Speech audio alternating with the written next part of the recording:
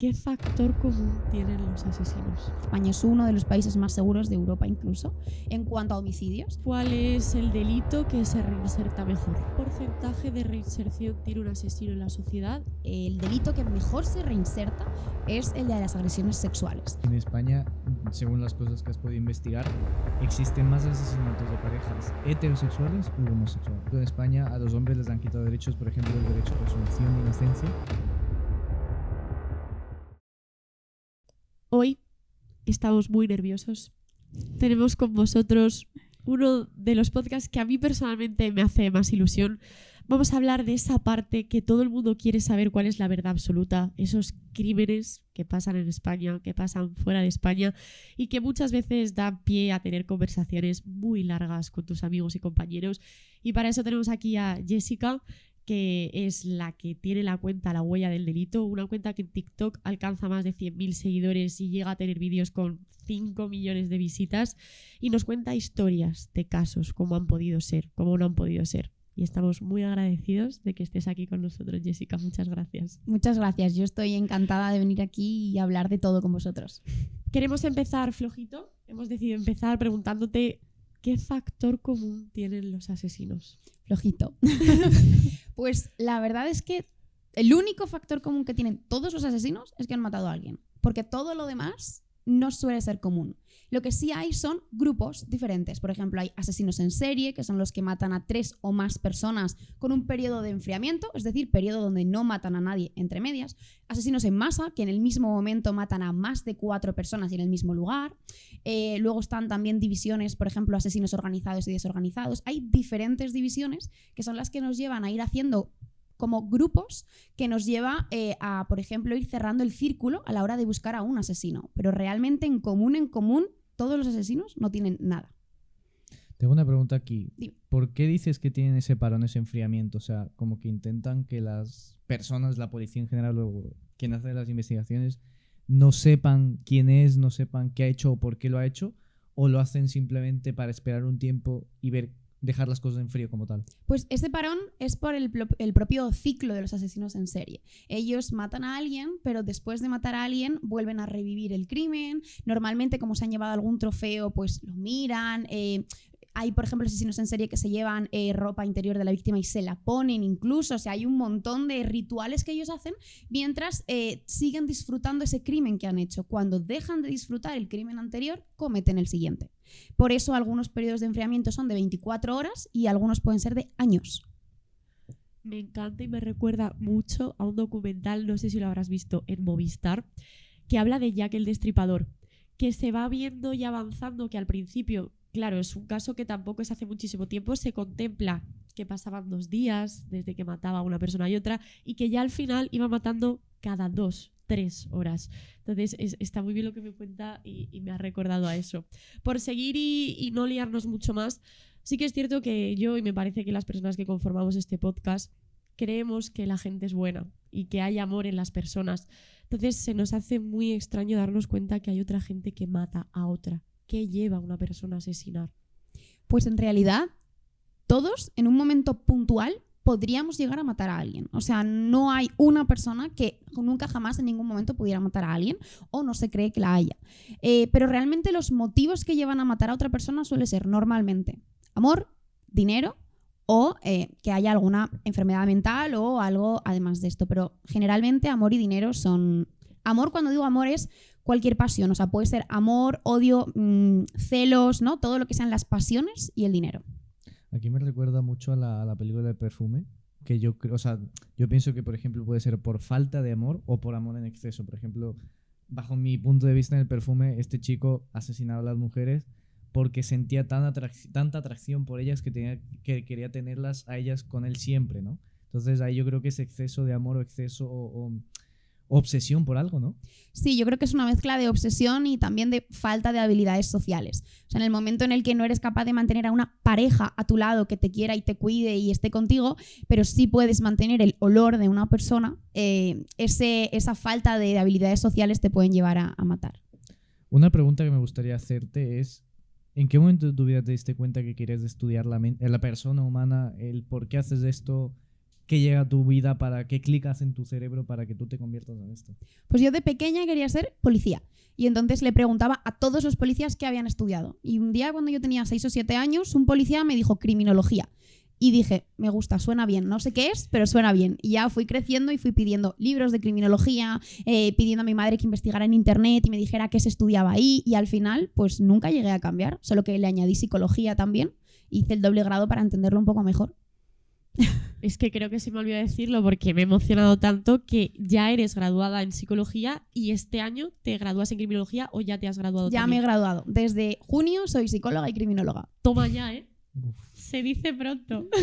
Cuando tú empezaste a estudiar criminología, qué fue lo que más te chocó? O sea, aparte obviamente de toda esa parte que tú entendiste y que dijiste, vale, esto es lo que me quiero dedicar, lo que más te chocó de estudiar una persona, de cómo es el comportamiento de la raza humana, ¿qué fue lo que más te chocó?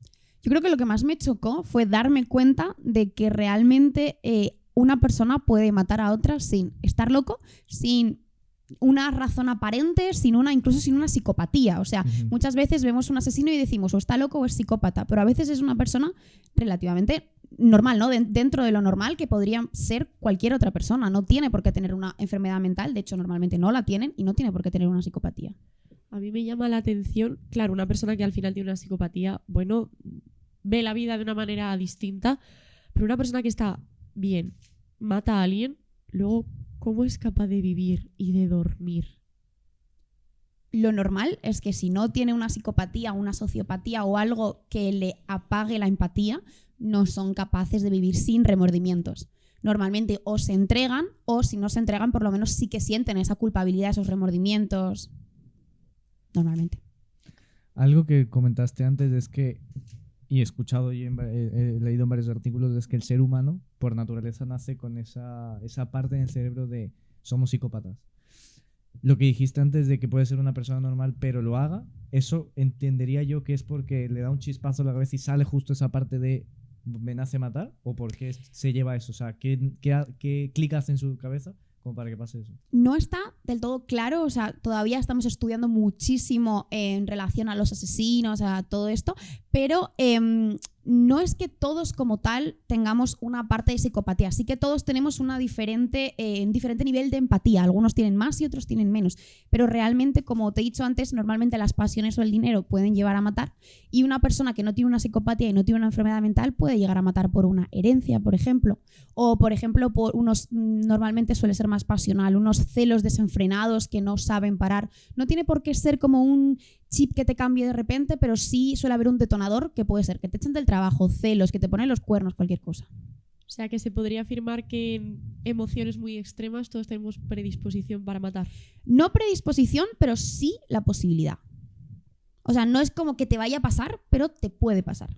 Sí que es cierto que vemos muchas series, todos, CSI, Castle, me vuelvo a mi infancia un poco, en las que vemos que los casos se resuelven en 40 minutos en un episodio en Estados Unidos. Mi pregunta es, ¿la resolución de los casos es más efectiva aquí en España o en Estados Unidos? A ver, yo allí no he estado, bueno, aquí tampoco he resuelto casos, ¿no? Pero allí tienen mucha más tecnología. Por ejemplo, allí con el pelo de una persona te pueden decir dónde ha vivido esa persona. O sea, si ha estado más cerca del mar, más cerca de montaña. Por tanto, encuentras un cuerpo y no sabes quién es aparentemente, no tienes huellas dactilares ni nada, pero si tienes pelo puedes saber, por ejemplo, de qué parte era esa persona.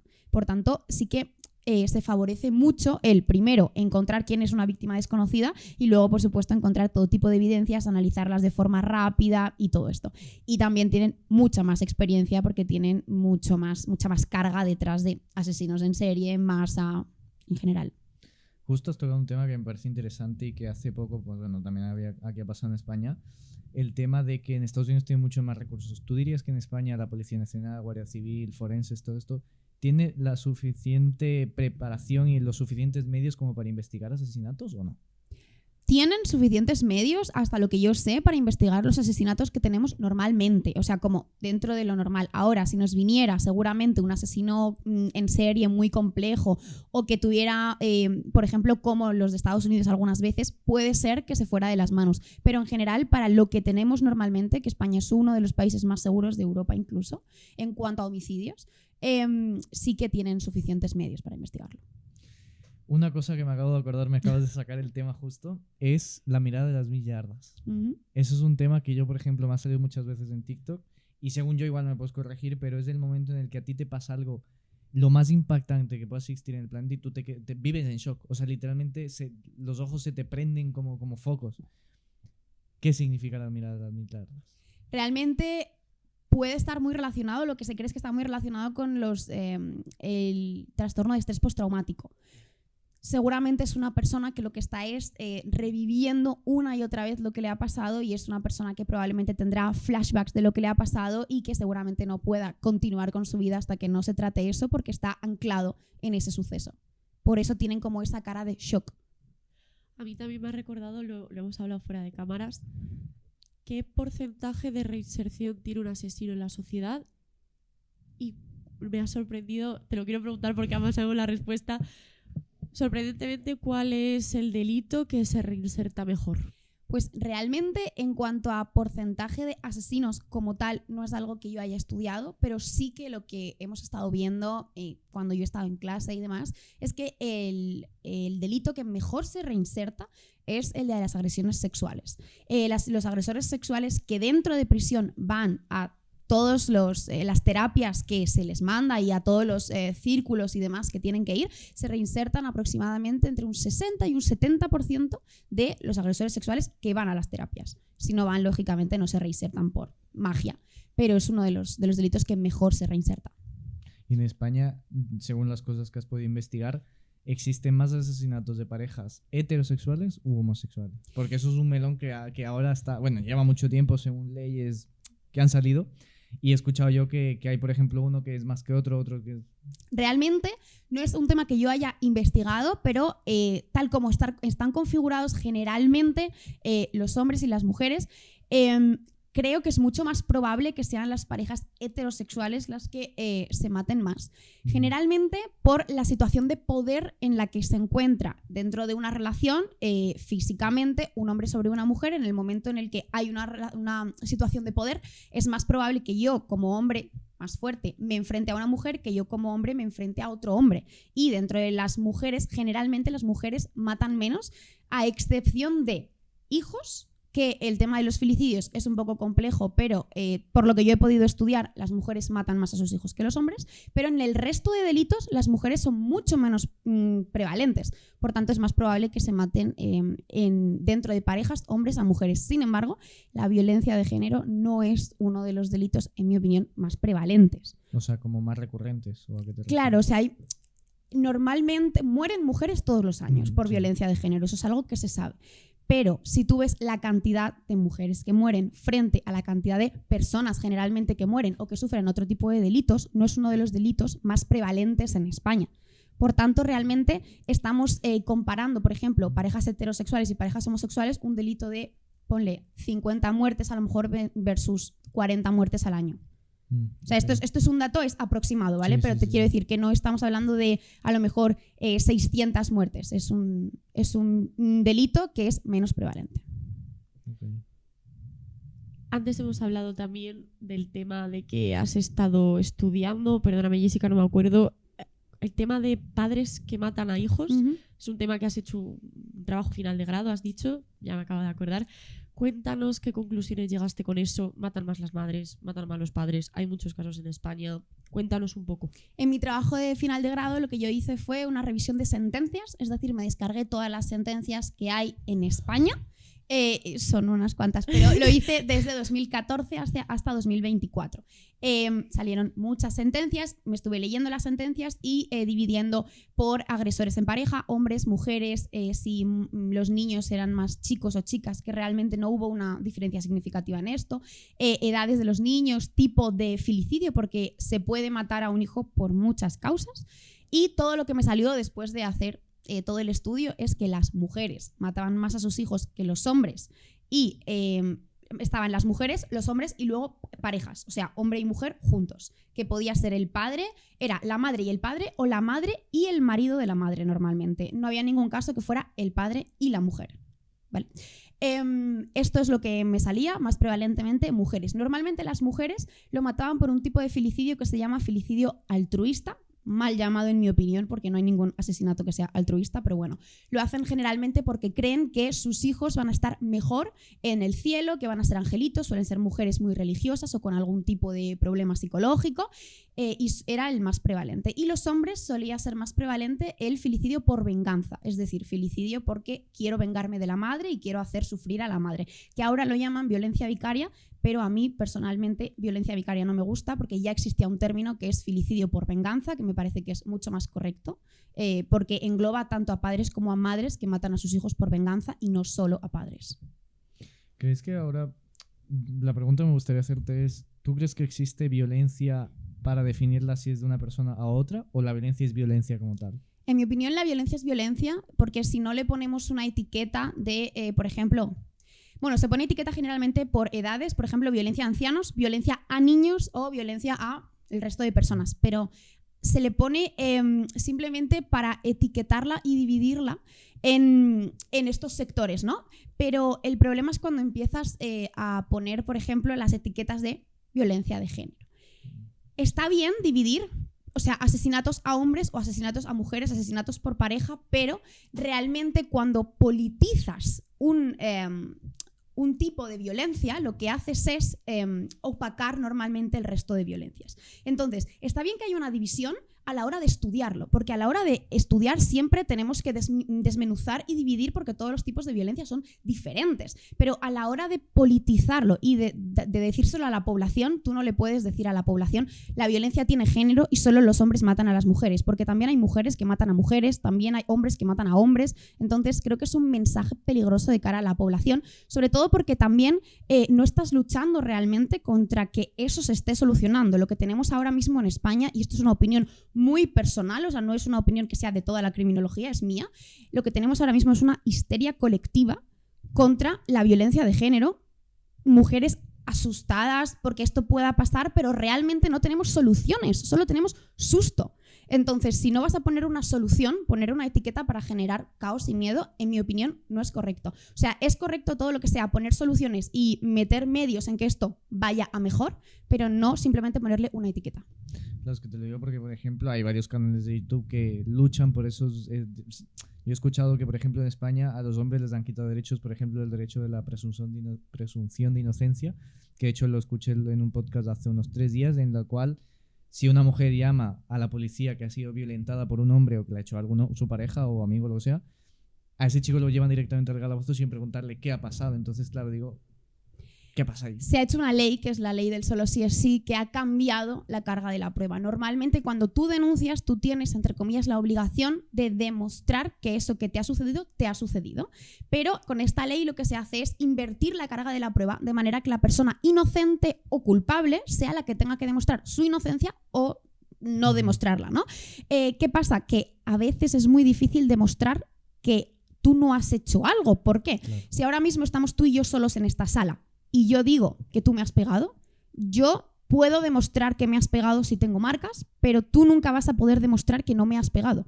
O sea, no es algo sin testigos, es muy difícil demostrar que tú no has hecho algo. Por eso normalmente la carga de la prueba está en el que denuncia, porque es más fácil demostrar que algo te ha pasado que no.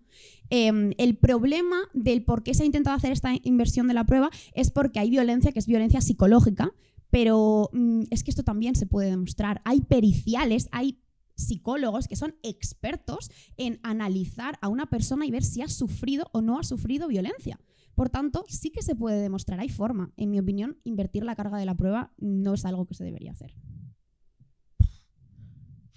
Qué locura. Perdón, lo siento, es que me quedo... Vale. Quiero volver a abrir otra vez el melón que teníamos antes. A mí me ha pasado alguna vez, yo es que creo que ya se habrán dado cuenta que soy un poquito aficionada a criminología, me ha pasado alguna vez que alguna amiga te está contando algo, está sufriendo un mogollón y a ti no te está afectando en demasía. Yo me he llegado a plantear, ¿será que soy psicópata?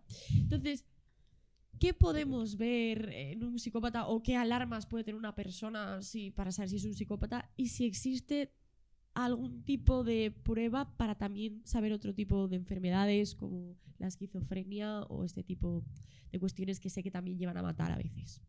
Realmente hay una prueba para ver si una persona es psicópata o no, es un test.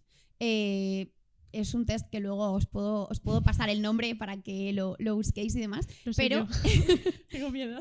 es un test específico que tiene un montón de preguntas que si la persona las responde, lógicamente con sinceridad, y saca más de X puntos, tiene una alta probabilidad de tener psicopatía. Luego también se hacen entrevistas y demás para confirmar, pero sí que es un primer test discriminatorio. Ahora, que tú no tengas empatía en un momento puntual no quiere decir que tengas una psicopatía. Normalmente las personas psicópatas son personas que no tienen o no sienten empatía, culpabilidad ni este tipo de emociones en ningún momento.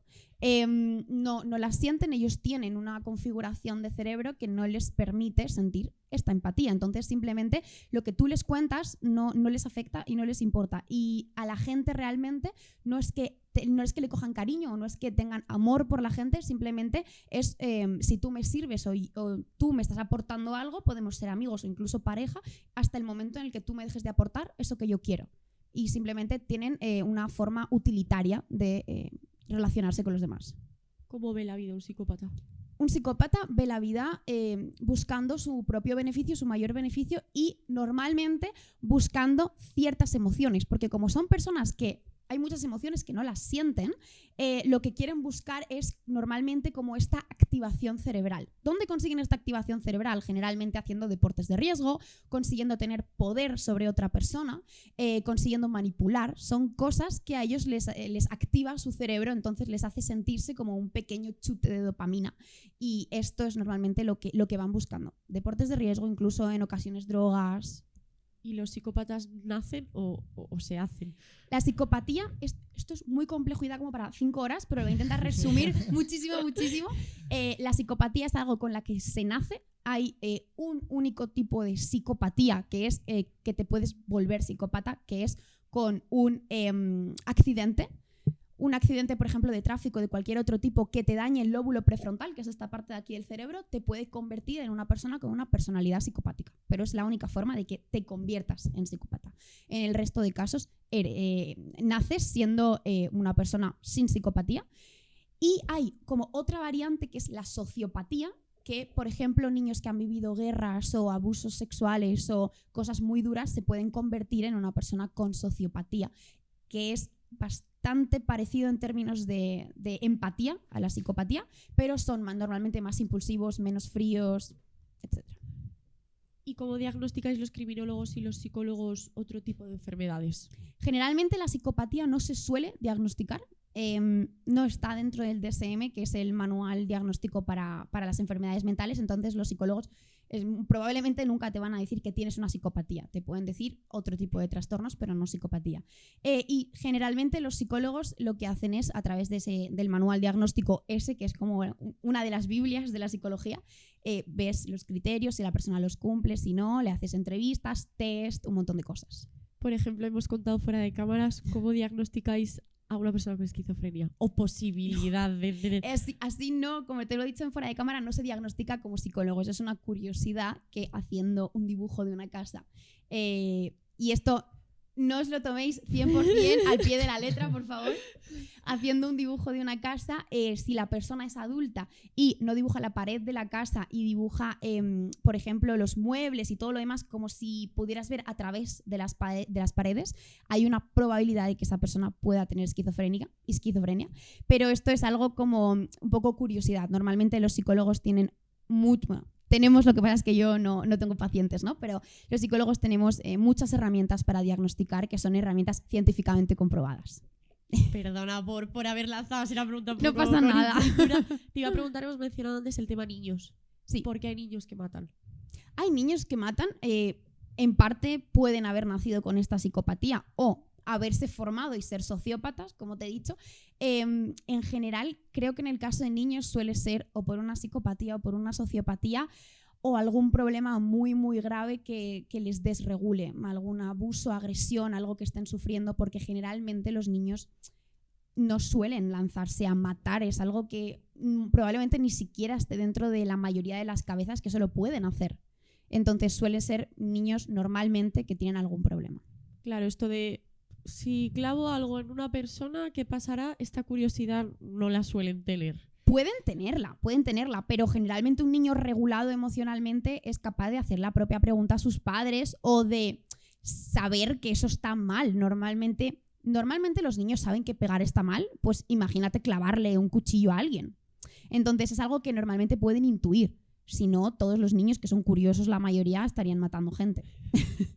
Lo que dijiste antes del dibujo de la casa, a mí me surge aquí la pregunta de, ¿ellos dibujan eso sin que tenga como que paredes ni nada para que, bueno, de cierta manera para saber qué tiene la persona a la que van a matar por dentro? Porque él dice que la dibujan sin nada. Lo cierto es que no sé la razón por la que una persona con esquizofrenia puede dibujar así las casas. Es una curiosidad que nos contaron estando en clase, porque hay un tipo de test que normalmente no se hace en terapia, es más curiosidad, pero es el test de la casa, persona y árbol, donde se puede leer un poco la personalidad de la gente según cómo dibuje.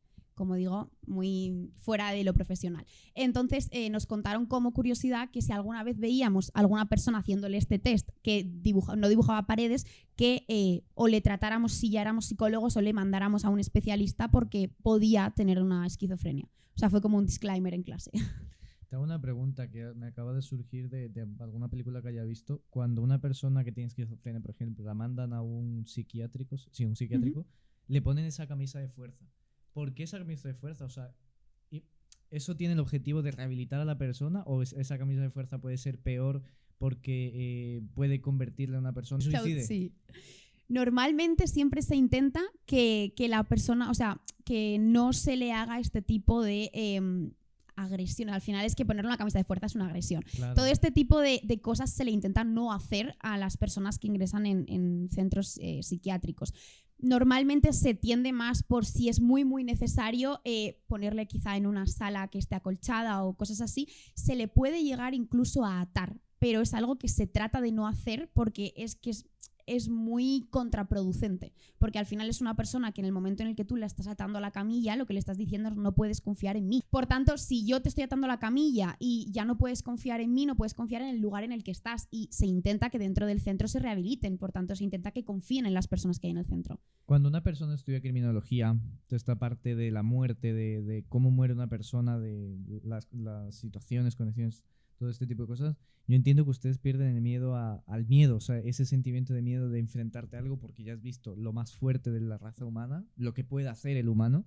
Entiendo que ese miedo ya lo pierdes y no tienes miedo a nada, o tienes algún miedo. A mí el miedo me acompaña, porque yo sé tantas cosas que han pasado que yo, por ejemplo, viniendo aquí, estaba diciendo, este sitio es tan criminógeno, aquí me sale alguien de un lado y no lo veo, puede haber alguien escondido y yo giro y, no sé, me apuñala, cualquier cosa. Entonces hay tantas cosas que yo he escuchado, pues una persona esperando en la parada del autobús y de repente, una persona, no sé, va a casa de su pareja, hace autostop y lo que sea.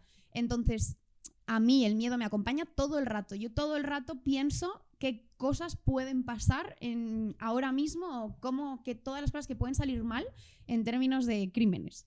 O sea que, en mi opinión, yo no he perdido el miedo. De hecho, a mí me ha intensificado un poco la ansiedad. ¿Y cómo convives con ese miedo? Porque yo me digo a mí misma, no es real. O sea, puede pasar, pero no es real. Entonces sí que tengo como una voz que me dice, oye, de aquí puede salir alguien. Y simplemente voy con más cuidado, pero ya está. Volviendo a la parte de atrás que dijiste que, por ejemplo, los asesinos en serie se toman ese cierto tiempo de enfriamiento para volver a cometer algo, ¿podríamos decir que las personas psicópatas o las personas que matan viven en la misma realidad que las personas que no matan o la persona que hace el bien, por decirlo de alguna manera? Las personas que matan y las personas psicópatas, maten o no, viven en realidades diferentes. O sea, están las personas que matan y no tienen psicopatía, que en realidad es que cada persona vive su propia realidad. Pero si tú tienes una psicopatía, es como que ves la vida de otra forma. Por ejemplo, yo he matado a alguien y tengo psicopatía y no me siento mal por haber matado a alguien, sino que lo que siento es, tengo que tener cuidado de que no me pillen porque no quiero ir a la cárcel. Sin embargo, una persona que sí que tiene empatía, remordimientos y culpabilidad, tiene que tener cuidado de que no le pillen porque no quiere ir a la cárcel, pero tiene ese adicional de la culpabilidad y la ansiedad también de qué he hecho, por qué he hecho yo esto. Entonces viven realidades diferentes, personas que matan con psicopatía y sin psicopatía, y además estas dos viven una realidad diferente al resto de personas que vivimos tranquilos porque no vamos a ir a la cárcel. O sea, el asesino, tú dirías que sí se puede llegar a sentir culpable por algo que por la sociedad está social y moralmente mal visto. Muchos asesinos se sienten culpables. De hecho, muchos van a la policía y dicen que han sido ellos. Pero, o sea, es como que llegar a ese punto de tú decir, oye, he hecho esto, es porque vuelves otra vez a ¿qué acabo de hacer? O sea, he perdido mi vida. Porque la culpabilidad es mayor que el miedo a ir a la cárcel. De hecho, si tú te enfrentas, por ejemplo, a pena capital, es más probable que no confieses que si te enfrentas a lo mejor a una pena de 30 años, que si te enfrentas a una pena de 10 años. Si a ti algo te reconcome y tienes mucha culpabilidad, pero la pena que te va a caer de cárcel son 5 años, es más probable que digas, mira, cumplo mi pena, en 5 años salgo de aquí y me quito esta culpabilidad. Sé que en España no está implantada, pero ¿estás a favor de la pena de muerte? Es que los datos y la información nos dice que no soluciona nada. O sea, bueno, te quitas a la persona de en medio, literalmente, pero no hace preventivamente que las personas no maten. Es que es un poco de ley de talión, ¿no? Ojo por ojo, diente por diente. Claro, y sobre todo si fuera preventivo, si hiciera que las personas, yo condeno a pena de muerte y a partir de aquí la gente tiene miedo y no va a matar, bueno, pues dices, me sirve de algo. Pero es que realmente no es útil. Los estados donde hay pena capital no se ha visto que tengan menos asesinatos que otros estados. Yo tengo una pregunta aquí que me acaba de surgir. No sé si has podido investigar algo de, por ejemplo, la parte de Latinoamérica, de asesinatos que hayan podido pasar.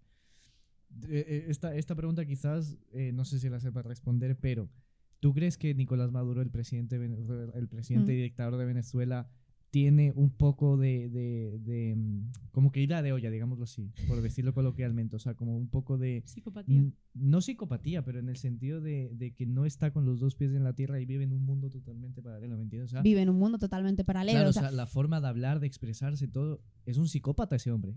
¿O no tanto así?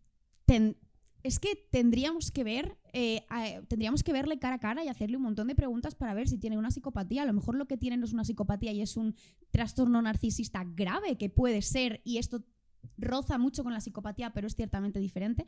Yo creo más bien que es más probable esto. O si puede tener una sociopatía o qué le pasa. Pero sí es verdad que tal como se le oye hablar, vive en una realidad completamente paralela. Probablemente ni siquiera sea consciente de que toda esa gente no le quiere. Y probablemente haya algo en su cabeza que está obviando la posibilidad de que él realmente esté ahí como dictador. Probablemente él se sienta presidente electo. Y creo que esto es algo peligroso. Porque realmente si tú no sientes que estás haciendo algo malo, no te das cuenta o no te quieres dar cuenta, no es algo que vayas a cambiar nunca. Por lo tanto, ¿consideras que una persona de ese talante puede gobernar un país? No debería. Poder puede, pero no debería.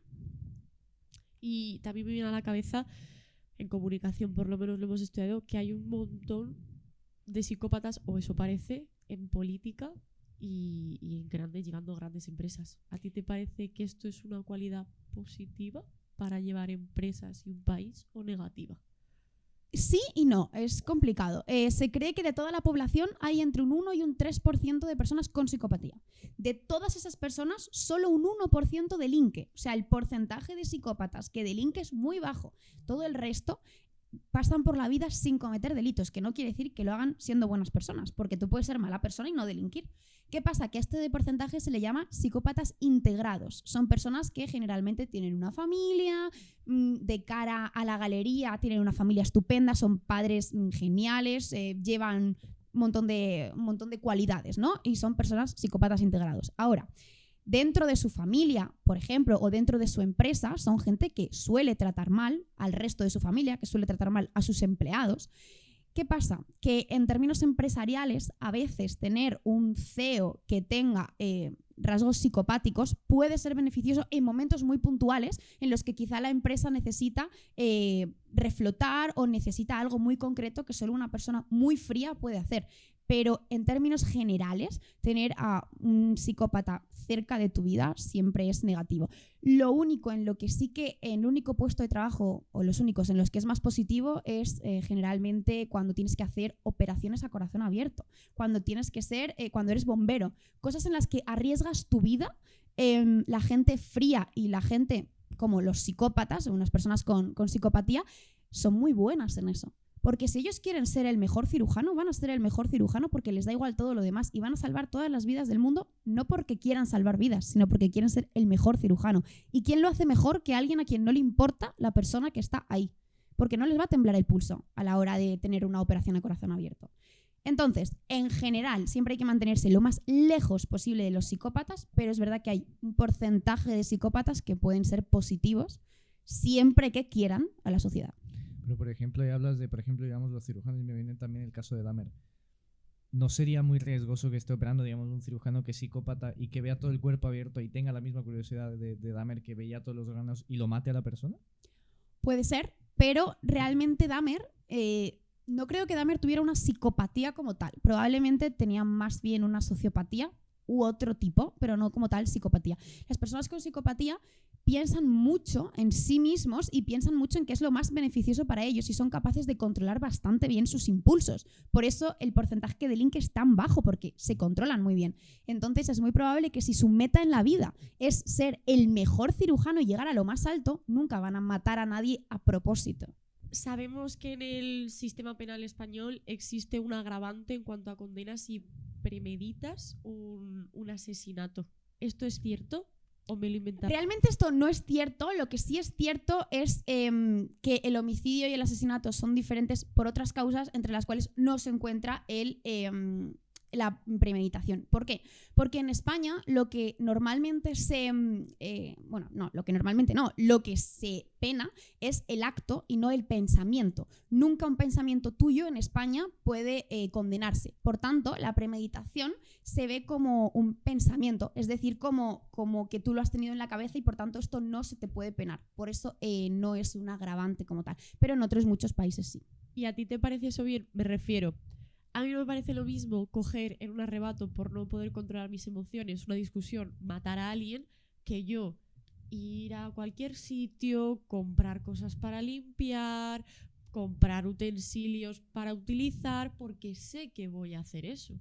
¿No te parece de verdad que está como un poco mal? Es muy diferente, pero es que en España el sistema penal va dirigido a la reinserción, no a castigarte a ti. Entonces, como es un sistema que no es punitivo, sino que es, en términos de reinserción, lo que mejor sea para la persona que lo ha cometido, se le da la misma pena.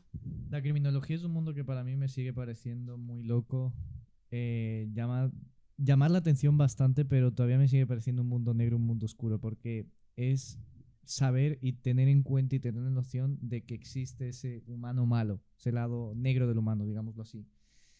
Mi pregunta es, ¿cómo te sientes al saber que con un video puedes llegar a 6 millones de personas? O sea, que te puede reaccionar incluso miles de personas, comentarios, mensajes, por ejemplo, en redes sociales, y que te dicen, oye, he visto esto, me ha impactado. ¿Cómo llega a ti eso? Pues a veces me siento un poco abrumada, porque a veces digo, todo lo que yo diga puede tener un impacto en mucha gente, o puede no tenerlo, ¿no? Pero puede tenerlo. Pero luego me siento muy bien porque muchas de esas personas me escriben para preguntarme dudas sobre criminología, porque no saben si realmente quieren estudiar o no la carrera, porque no saben qué salidas tiene, porque sus padres le dicen que no la estudien. Y creo que he podido ayudar a bastante gente a decidirse o no decidirse, simplemente explicándole lo que yo he estudiado, y también a mucha gente que a lo mejor me escribe y me dice, oye, tengo que hacer un trabajo de la universidad, a ver si me puedes pasar algo, a ver si te puedo hacer una entrevista, y me hace muy feliz ayudar a la gente, sobre todo hablando de criminología, que me encanta.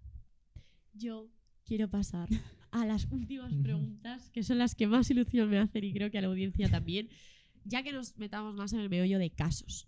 Antes, hablando del tema de premeditado, ¿no? Y obviamente con el nuevo estreno de HBO de la serie, quiero que nos cuentes más sobre el caso de Daniel Sancho. ¿Y qué opinas tú? Daniel Sancho es una persona de una familia acomodada que realmente en el momento en el que vieron que era una persona que no tenía la empatía muy alta, porque por todo lo que contaron personas que le conocían, tweets que se han visto suyos, era una persona que no tenía una empatía muy alta, se le podían haber puesto barreras a este tipo de comportamientos a través de un psicólogo o a través de cualquier otra posibilidad que con la economía que tenían podían haber hecho. Esta persona crece, una persona sin mucha empatía, y parece ser que se junta con un hombre que tiene dinero, Edwin Arrieta, y viajan a Tailandia. Parece que ellos tenían una relación donde mantenían relaciones sexuales, y también parece que había o vídeos o fotografías de ellos dos manteniendo relaciones sexuales. Lo que Daniel dice es que Edwin le estaba chantajeando para que no le dejara a través de estas fotografías y vídeos. Lo que la familia de Edwin dice es que esto no creen que sea así, que simplemente Daniel Sancho se lo quitó de en medio porque no quería seguir con eso y no sabía enfrentarse a dejarle. Ahora, a mí me surge una pregunta. ¿Por qué eliges un país como Tailandia con pena capital y con cárceles terribles para matar a alguien? Es algo que espero que en algún momento salga a la luz a través de una entrevista o de lo que sea, porque me sorprende. Bueno, parece ser que viajó con Edwin Arrieta y se quedaron en la misma habitación. Y que dentro de esa habitación Daniel le quitó la vida a Edwin y esto es lo que él mismo dijo. ¿Qué pasa? Que Daniel Sancho no contaba con varias cosas. La primera, que para alquilar la moto le iban a pedir su pasaporte original. Por tanto, no iba a poder salir del país porque no tenía pasaporte, no podía de repente fugarse.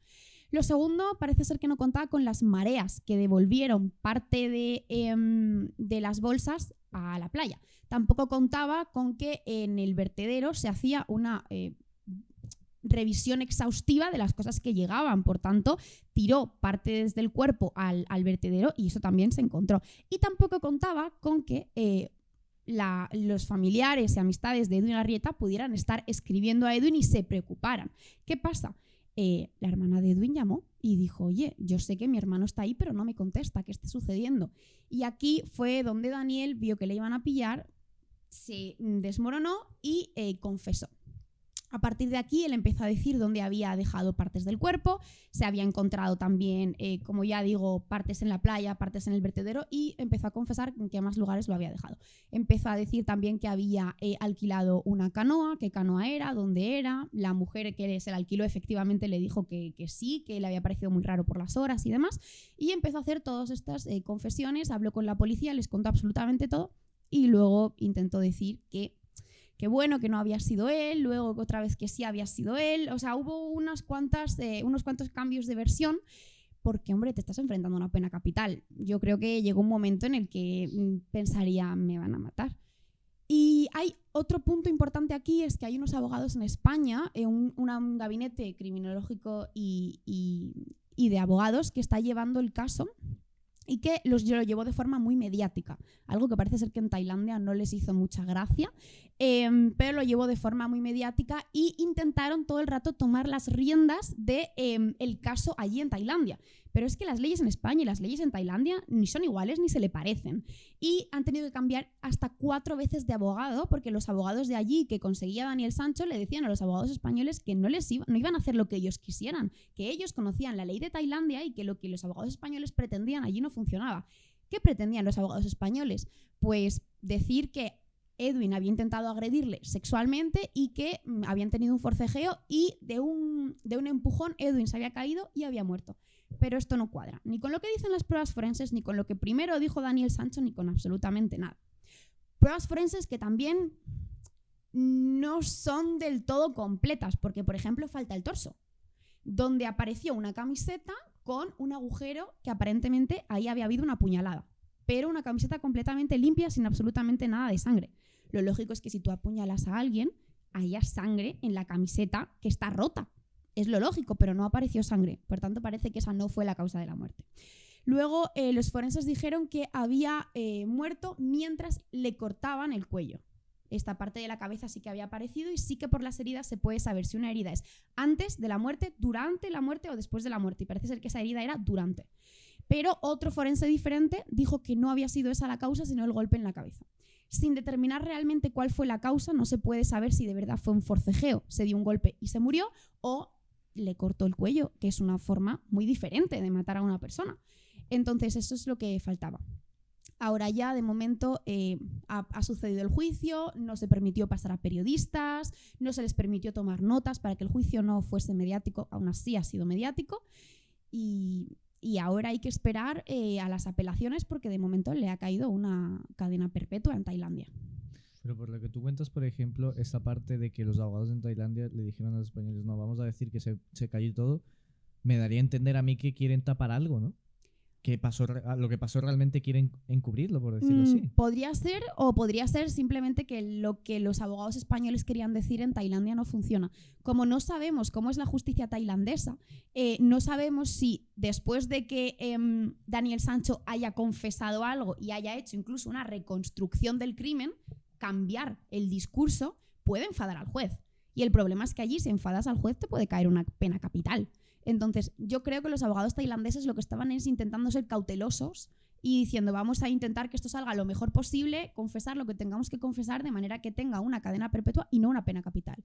Los abogados españoles estaban intentando que tuviera menos de cadena perpetua y parece ser que los abogados tailandeses pensaban que eso no iba a ser en ningún caso. Y yo te quería preguntar, Jessica, dejando claro que esta es tu opinión absolutamente subjetiva, ¿qué sucedió?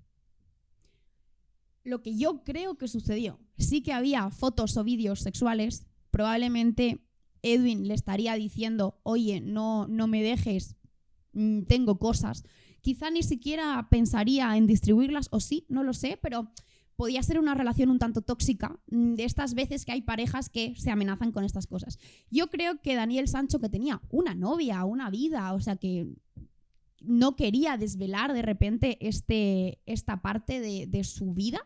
No quería decir que le había puesto los cuernos a su novia, probablemente no quería decir que había estado teniendo relaciones con otro hombre, y yo creo que tuvo miedo de que esto sucediera y cogió la salida que le pareció más fácil.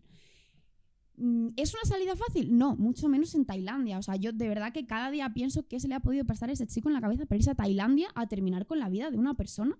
Creo que desconocimiento, por lo que he escuchado, que se pensaba que debían de ser, que estuvieran menos desarrollada la policía o que fueran más, con perdón de la palabra, más tontitos allí en la policía y que no fueran a resolverlo jamás. Probablemente. Pero sí, yo realmente creo que fue él. Lo único que me da dudas es el hecho de que limpiara toda la habitación tan rápido.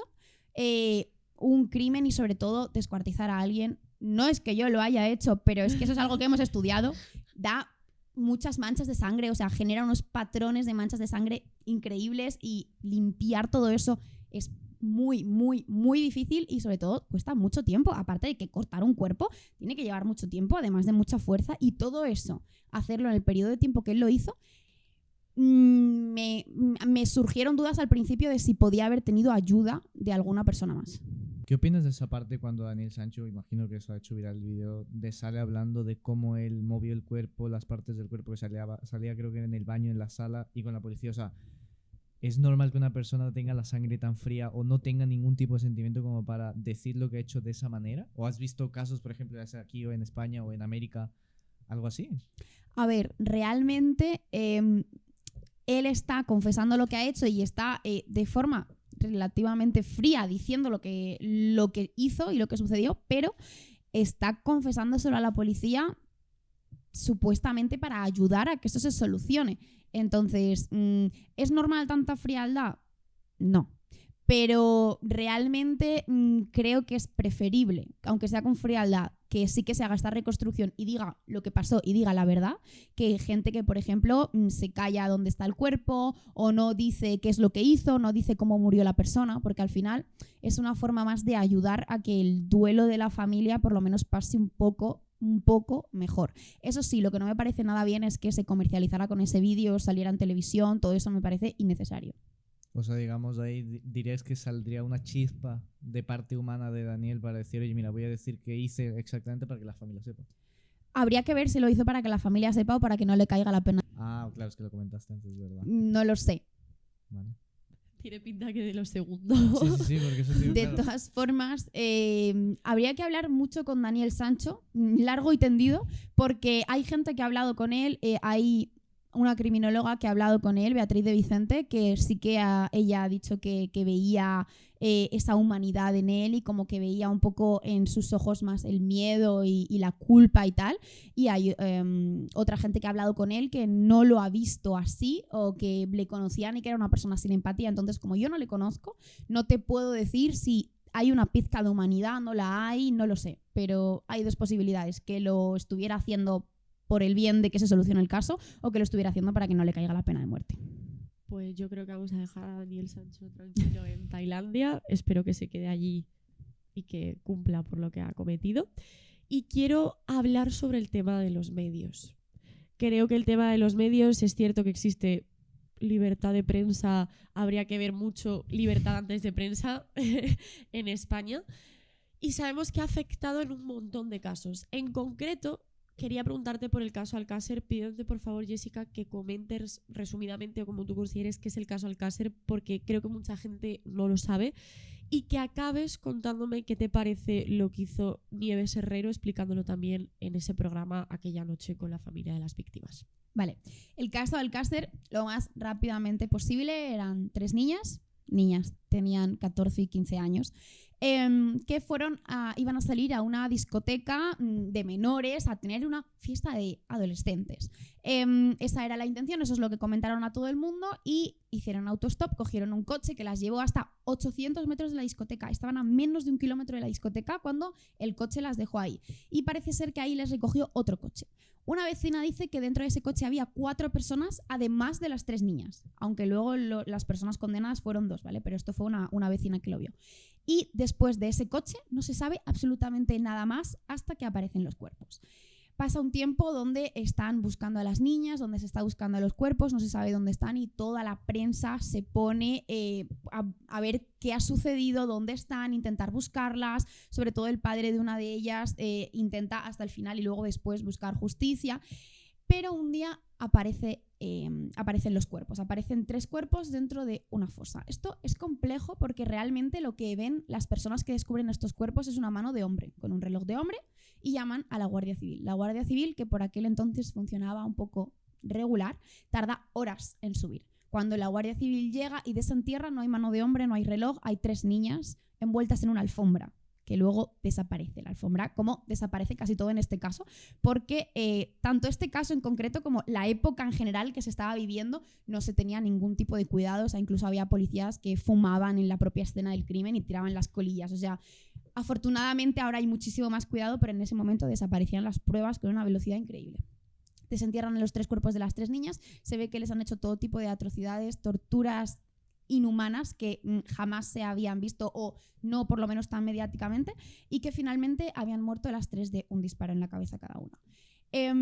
¿Cómo se enteran una de las familiares de estas niñas? Porque Nieves Segovia está sentada en su casa esperando a que haya novedades, hasta que finalmente viene una otra persona y le dice: se han encontrado los cuerpos de 3 niñas fallecidas, y no sé cuántas cosas más, los detalles que le da, pero de forma bastante dura, de manera que claro, la madre se derrumba, llora, y todo eso lo están grabando en directo y toda España viéndolo. Como ya me comentabas antes, es uno de los, el programa que ha tenido más visualizaciones en directo de la historia de la televisión, ¿verdad? En España yo estaría por afirmar que sí, aunque tendríamos que mirar. Pero si no el más, uno de los más, todo por captar el dolor de una madre que acaba de saber que ha perdido a su hija en condiciones inhumanas. Esas imágenes son desgarradoras. En la actualidad han preguntado a Nieves si se arrepiente por lo cometido, pero hay que poner eso, el llegar, los padres llevaban meses sin saber dónde estaban, de repente se lo dicen así al oído y va y lo suelta con una frialdad que hasta hay gente que ha dicho: a ver si Nieves va a tener algún tipo de problema.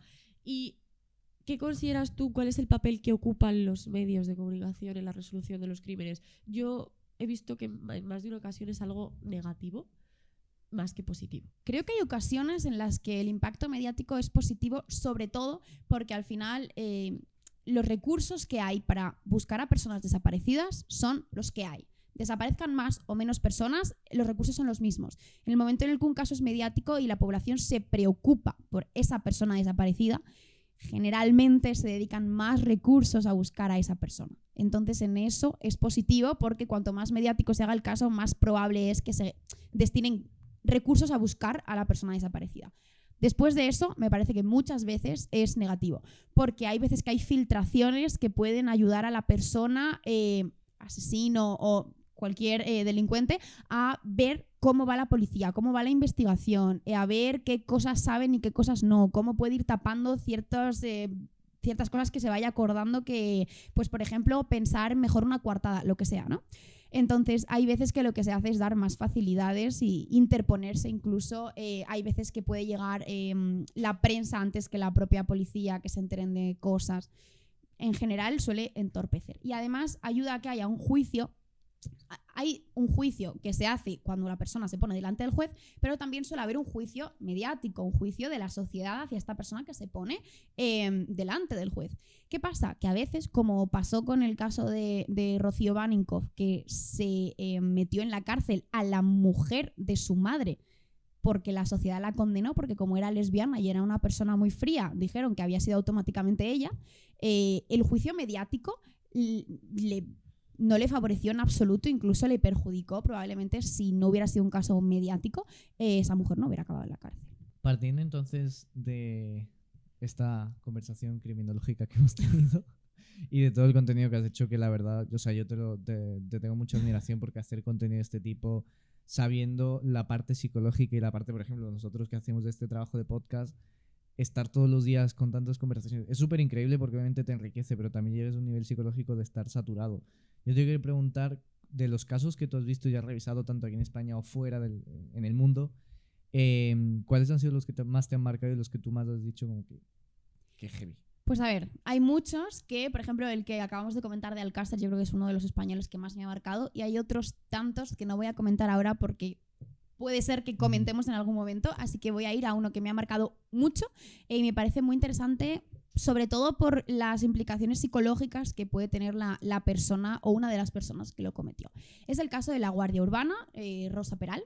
En este caso hay 3 personas implicadas. La víctima, que es la pareja de Rosa, y Rosa y el amante de Rosa, que se llama Albert. ¿Vale? Entonces, ¿qué sucedió aquí?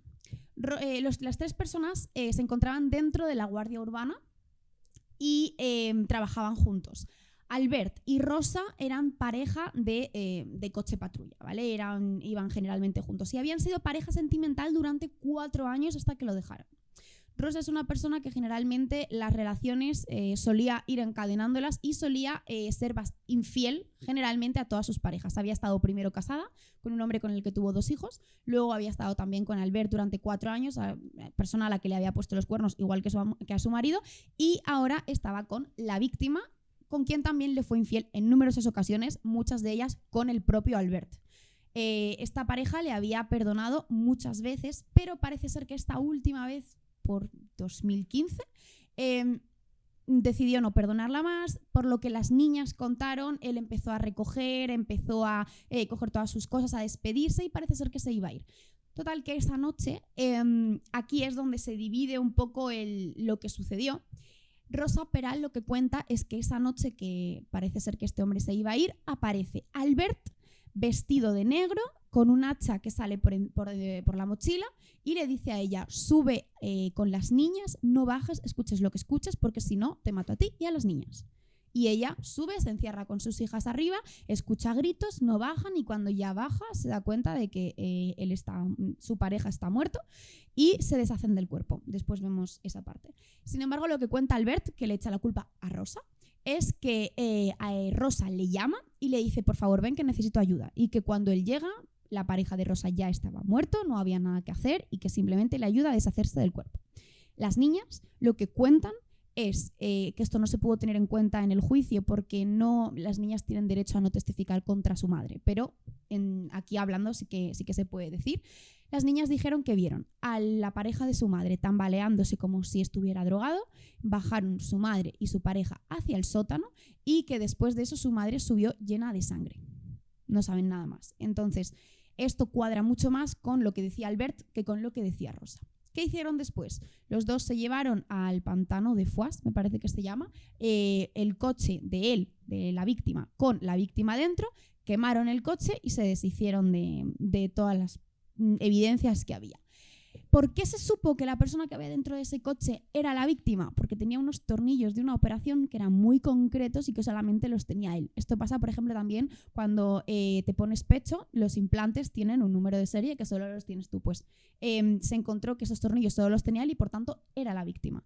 Pero no se sabe realmente la hora de la muerte. Por tanto, no se sabe si falleció antes de que Albert llegara a casa y antes de que Rosa le llamara o después.